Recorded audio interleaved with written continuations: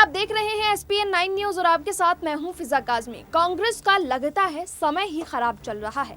पिछले साल राजस्थान के मुख्यमंत्री और कांग्रेस नेता अशोक गहलोत और उप मुख्यमंत्री सचिन पायलट के बीच मतभेद सामने आने पर बखेड़ा खड़ा हो गया था।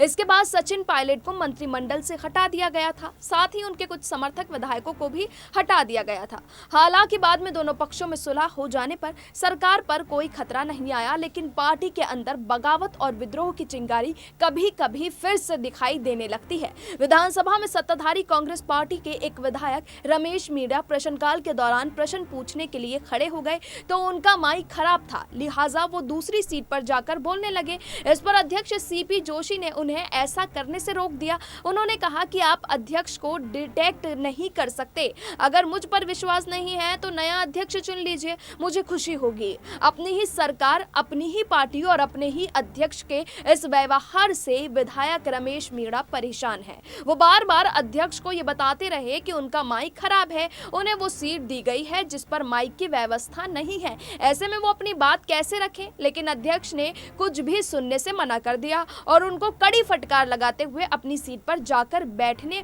और वहां से बोलने के लिए कहा।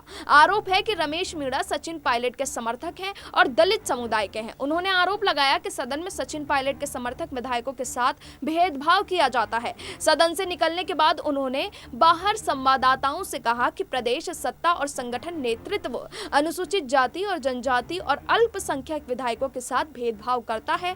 उन्होंने कहा कि सदन में बैठने की व्यवस्था में हमारे साथ भेदभाव हो रहा है। सदन के भीतर SC, ST और अल्पसंख्यक विधायकों को जानबूझकर बिना माइक वाली सीटों पर पीछे बिठाया जा रहा है। विधायकों के बैठने की व्यवस्था की जिम्मेदारी सरकार की है। सरकार हमारी आवाज को दबा रही है। उन्होंने कहा कि संसदीय कार्य समिति और मुख्य सचेतक को अवगत कराने के बावजूद कोई सुधार नहीं हो रहा। उन्होंने कहा कि SC, ST और अल्पसंख्यक समाज कांग्रेस की रीढ़ की हड्डी है, उनके साथ भेदभाव किया जा रहा है। इन वर्गों के प्रतिनिधियों के खिलाफ भेदभाव कर रहे हैं और सरकार क्या संदेश देना चाहती है? हमें तो यहाँ बोलने का अधिकार भी नहीं है। लेकिन अब देखना होगा कि राजस्थान कांग्रेस में चल रहा ये संकट आखिर कब जाकर खत्म होता है। फिलहाल अभी के लिए इतना ही, लेकिन देश और दुनिया की तमाम बाकी खबरों के लिए आप जुड़े रहिए SPN 9 न्यूज के साथ।